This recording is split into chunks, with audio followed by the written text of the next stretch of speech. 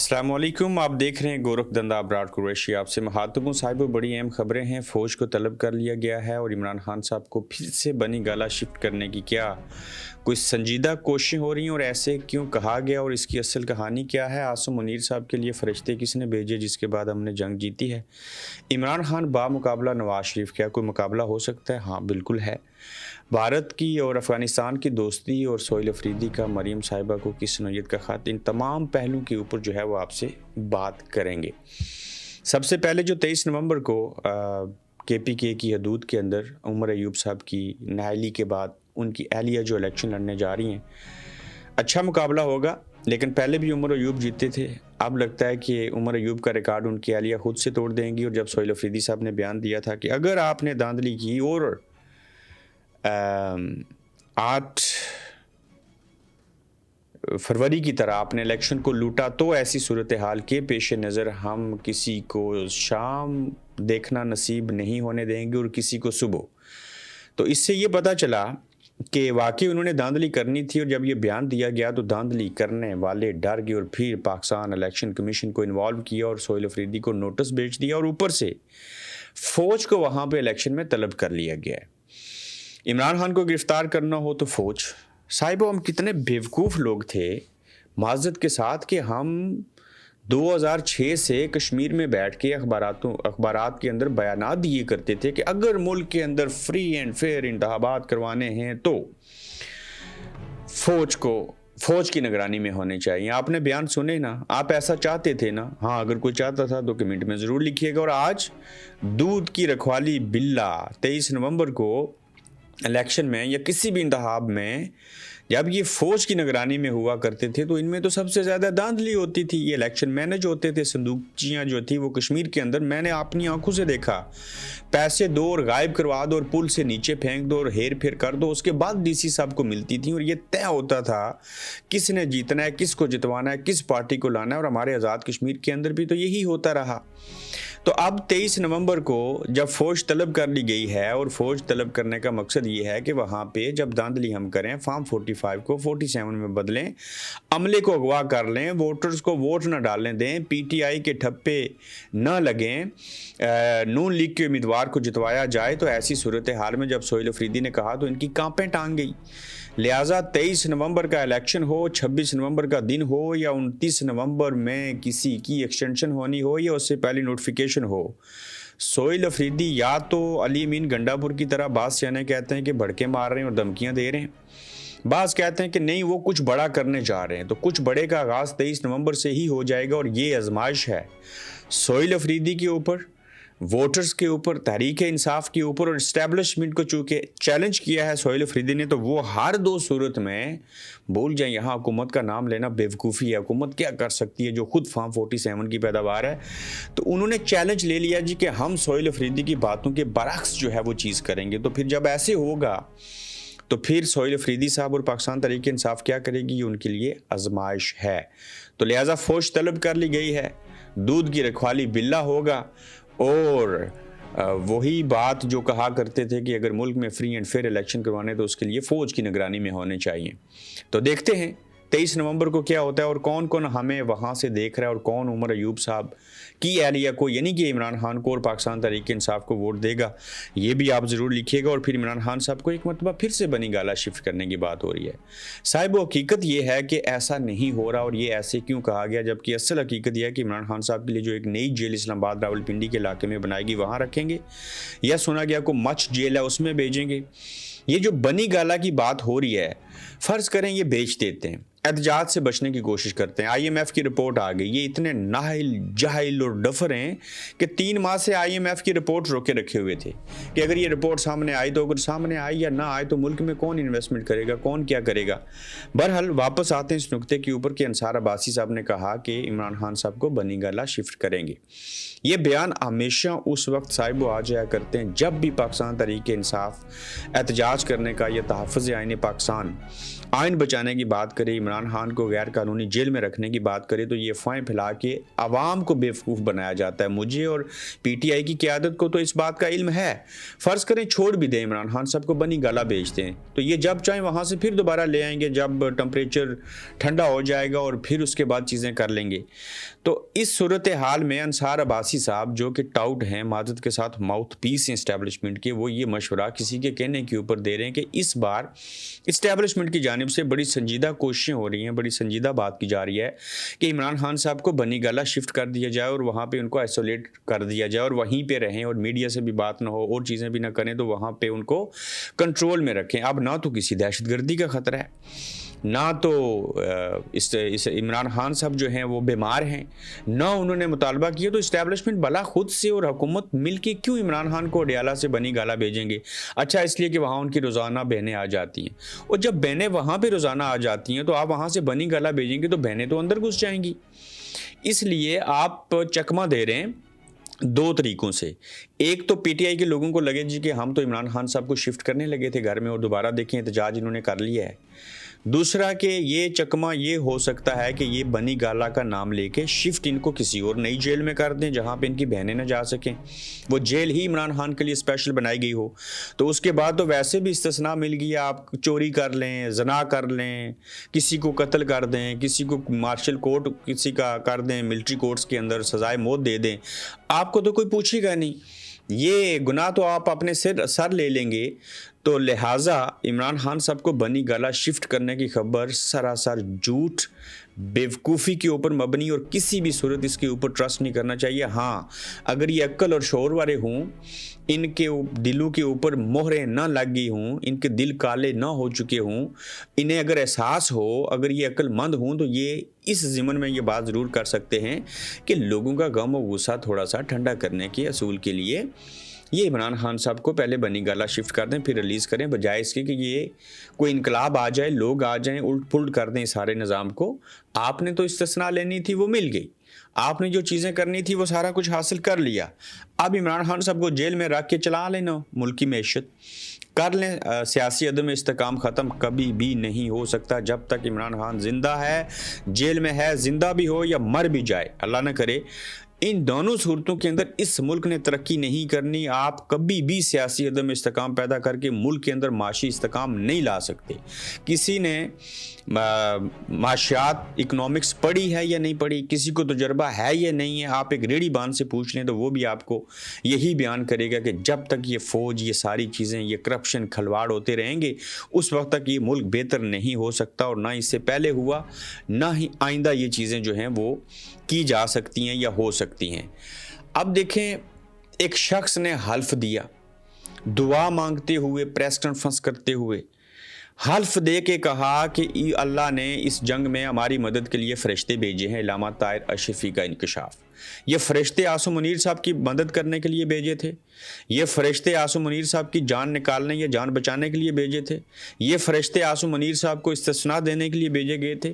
ٹھیک ہے, ہم مانتے ہیں ہم نے رفیل طیارے گرائے, سارا کچھ کیا, لیکن فرشتے تو انسان کو نظر نہیں آتے, اور آپ نے حلف دے کے کہہ دیا کہ فرشتے اللہ نے بھیجے تھے. آپ کو وہی نازل ہوئی, گاڑی سے بوتلوں کی برآمدگی ہو شراب کی, پیٹ آپ کے 3 کنال باہر نکلے ہوں, جو حکومت آئے آپ اس کے ٹاؤٹ بن جائیں, اور آپ کی تو دعا کیسے قبول ہوئے گی جو سرکاری خزانے سے حاج اور عمرے کرتے ہیں یتیموں اور غریبوں کے پیسے سے. اتنا بڑا دعویٰ کہ میں حلفاً کہتا ہوں کہ اللہ نے اس جنگ میں ہماری مدد کے لیے فرشتے بھیجے تھے. آپ کہتے ہو عمران خان مذہبی کارڈ استعمال کرتا ہے, ایاک نعبد و ایاک نستعین کہہ کے, ریاست مدینہ بنانے کی بات کر کے, آپ تو حلف دے کے کہتے ہیں کہ اللہ نے فرشتے بھیجے تھے. ٹھیک ہے, اللہ کی مدد ہوئی ہوگی یا اللہ کی مدد ہوتی ہے اچھے اور نیک لوگوں کے پاس, لیکن یہ حلف دے کے بات کہنا کہ اللہ نے جنگ میں جو ہے وہ فرشتے بھیجے تھے, یہ بات تو کسی صورت قابل قبول نہیں ہے. اور میں حیران ہوں اس طاہر اشرفی صاحب سے کہ یہ لوگ, اصل میں ہوتا یہ ہے کہ ہو سکتا ہے یہ بیان طاہر اشرفی صاحب نے دیا ہی نہ ہو, بلکہ صاحبوں میں ایک چیز بیان کر دیتا ہوں. یہ آزاد ڈیجیٹل, پختون ڈیجیٹل اور چند میڈیا کے اور ایسے پلیٹ فارم ہیں جس کے اوپر بعض صحافیوں, سیاستدانوں اور اس مولانا طاہر اشرف صاحب جیسے لوگوں کی طرف سے ایسے بیانات خود سے یہ اسٹیبلشمنٹ جو ہے وہ جاری کر دیتی ہے, جن کا وہ صبح اٹھتے ہیں تو ان کو پتہ چلتا ہے کہ اچھا میرے نام سے یہ بیان آیا ہے. کیوں؟ انہوں نے اپنا سارا کچھ شیطان کے حوالے کیا ہوا ہے کہ ہم اسی کی پوجا کریں گے. تو یہ حلف دے کے بات نہ کہتے تو پھر ہم مان لیتے کہ فرشتوں والی بات ٹھیک ہے، لیکن یہ جو حلف دے کے کہتے ہیں نا، میں حلفاً کہتا ہوں کہ اللہ نے فرشتے بھیجے تھے تو ہم جنگ جیتے ہیں، یہ حلف کے بعد بات آپ کی غلط ثابت ہوگی ہے، چونکہ حلفاً یہ بات کہی نہیں جا سکتی. ہاں یہ کہا جا سکتا ہے کہ اللہ تعالیٰ کا شکر ادا کرتے ہیں، اللہ تعالیٰ نے ایسے ہماری مدد کیا کہ جیسے فرشتے بھیج کے وہ ہماری جگہ گنے لے کے بندوق لے کے غیبی مدد ہمیں ملی اور انہوں نے طیارے گرائے اور ہم جیتے، ورنہ ہماری تو کوئی اوقات نہیں تھی اللہ کی مدد کے بغیر. یہ اللہ کا شکر ادا کیا جا سکتا ہے. جنگ جیتنے کے اوپر بات کی جا سکتی ہے، جنگ جیتنے کے اوپر داد دی جا سکتی ہے، ساری چیزیں ہو سکتی ہیں، لیکن حلفاً کہتا ہوں کہ اللہ نے فرشتے بھیجے تھے، یہ حلف دینے کے بعد بات سچی بھی جھوٹی ہو جاتی ہے اور جھوٹ بھی سچ لگنا شروع ہو جاتا ہے. تو لہٰذا اشرفی صاحب کی بات کو توجہ نہیں دیجیے گا، یہ چاپلوسی کر رہے ہیں. پتہ نہیں ان کی بھی کوئی کمزوریاں ہیں یا کیا ہے، کوئی ویڈیو بن چکی ہوئی ہیں یا کیسے حالات ہیں. عمران خان بامقابلہ نواز شریف، اس کے حوالے سے خواجہ آصف صاحب نے کچھ باتیں کی اور ایک ٹاک شو کے اندر چیزیں ہوئی ہیں. صاحب یہ بڑی سننے والی بات ہے. عمران خان کی بیوی جیل میں ہے، بہنوں کو عمران خان سے کیوں نہیں ملنے دیا جا رہا؟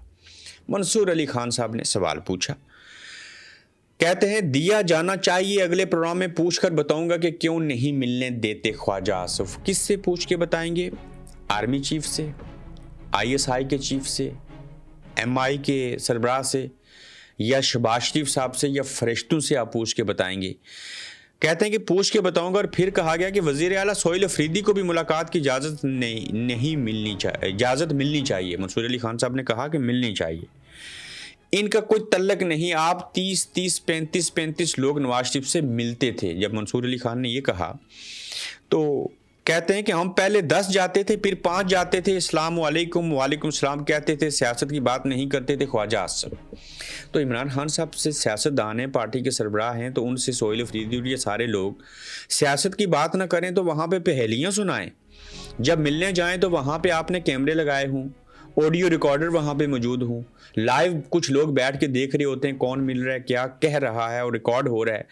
تو سہیل افریدی ملے گا تو عمران خان صاحب ان کو کہیں گے نا کہ سہیل بیٹا آپ نے ISF کو یکجا کرنا ہے اور فلاں دن فلاں ہفتے ایسی چیز کرنی ہے. مجھے لگتا ہے خان صاحب جیل میں بیٹھ کے نا استخارہ کر رہے ہیں، اللہ سے پوچھ رہے ہیں کہ کب مجھے کیا کرنا چاہیے، اور اسی کے اوپر نظام چل رہا ہے. اور اب سہیل افریدی یا کچھ اور لوگ اگر خان صاحب سے مل لیں تو وہ ان کو بتا دیں گے کیا کیا چیزیں کرنی ہے. تو آپ نہ بھی ملنے دیں تو اسی چیز کو وجہ بنا کے جب سہیل افریدی سامنے آ جائے گا، لوگوں کو لے کے آ جائے گا، لوگوں کو آپ مارنے کی بھی کوشش کریں گے تو بات تو پھر وہیں پہ جا کے ٹھہرے گی. تو لہٰذا آپ کس سے پوچھ کے بتائیں گے خواجہ آصف صاحب؟ یہ بات ہم آپ سے پوچھنا چاہ رہے ہیں. تو جب کسی کے پاس کوئی جواب نہ ہو، دلیل نہ ہو، تو پھر وہ لوگ ذلیل ہوا کرتے ہیں. ان کے اوپر ایسے ہی تبصرہ کیا جا سکتا ہے کہ ہم میاں صاحب کو ملتے تھے، السلام علیکم وعلیکم السلام کہتے تھے اور سیاست پہ بات نہیں کرتے تھے. چونکہ سہیل افریدی سیاسی آدمی ہے تو وہاں جائے گا، تو عمران خان بھی سیاستدان ہے، پارٹی کے سربراہ ہیں، تو سیاسی بات کریں گے، تو اس لیے ملنے نہیں دے رہے. اچھا، پیڈ سے ڈرنے والے ماواری کو ٹی وی پر لے آئے. اب یہ محمد حنیف BBC کی کا ایک خوبصورت تجزیہ ہے، اس کو میں آپ کے سامنے ضرور رکھتا ہوں. کہتے ہیں بشرا بی بی کے پردے پر لوگوں نے کہا کہ اس نے اپنے جادو ٹونے پر پردہ ڈالا ہوا ہے. جس ملک میں پیڈ کی بات کرتے ہوئے لوگ ایسے شرماتے ہوں جیسے نشے کا سودا کر رہے ہیں، وہاں بشرا بی بی کی ماہواری ٹی وی ٹاک شوز کی جو ہے وہ زینت بنی.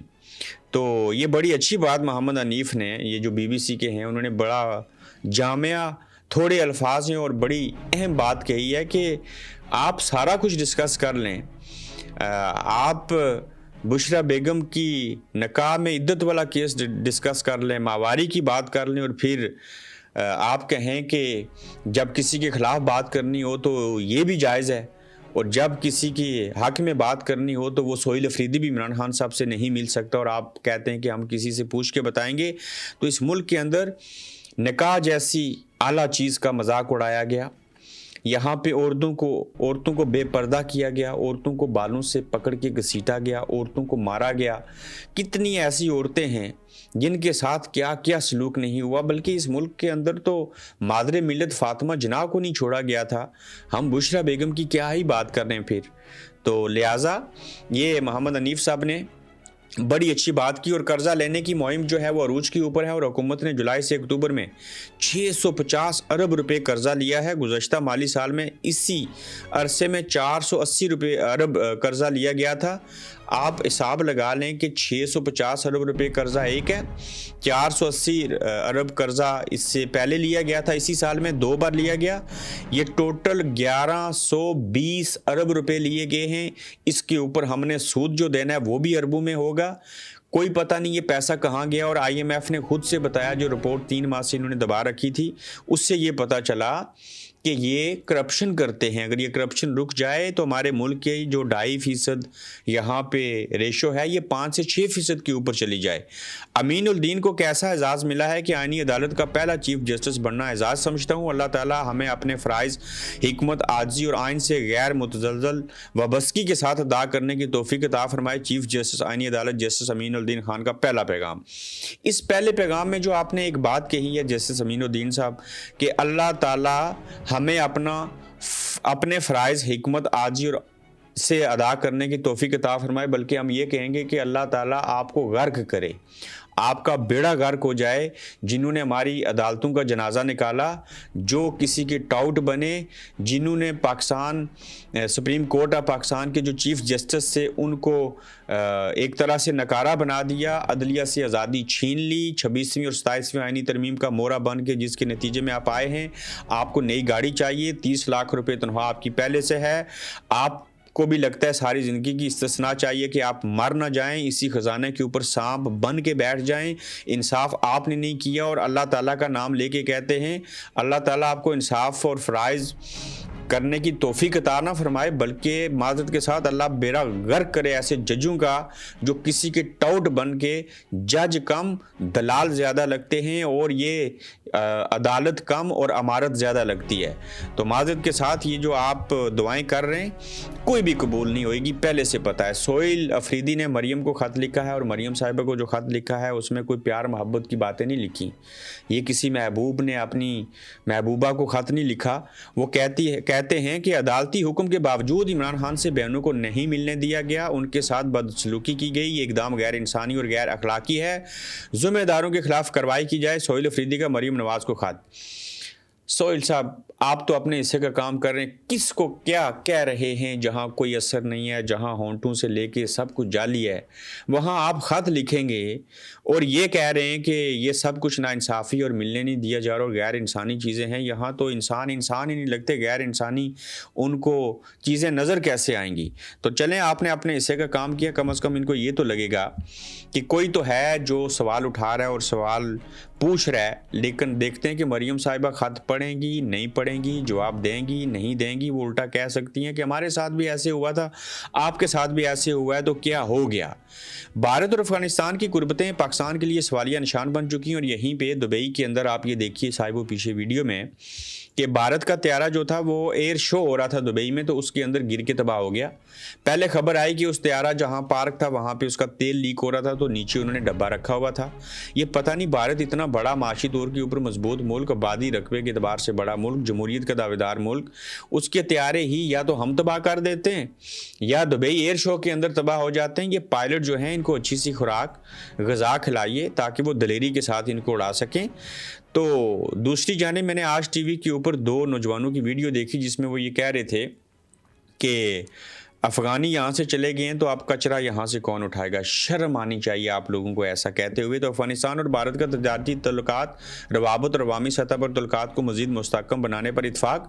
بھارت افغان عوام کی ترقی اور فلاح بہبود کے لیے معاونت کرے گا۔ اور دلی میں وزیر خارجہ دونوں جو تھے ان کی ملاقات ہوئی۔ تو صاحبو، یہ آج کا گورکھ دھندا تھا، اپنا خیال رکھیے گا، جلد آپ سے پھر ملیں گے۔ آپ دیکھ رہے ہیں گورکھ دھندا ابرار قریشی کے ساتھ۔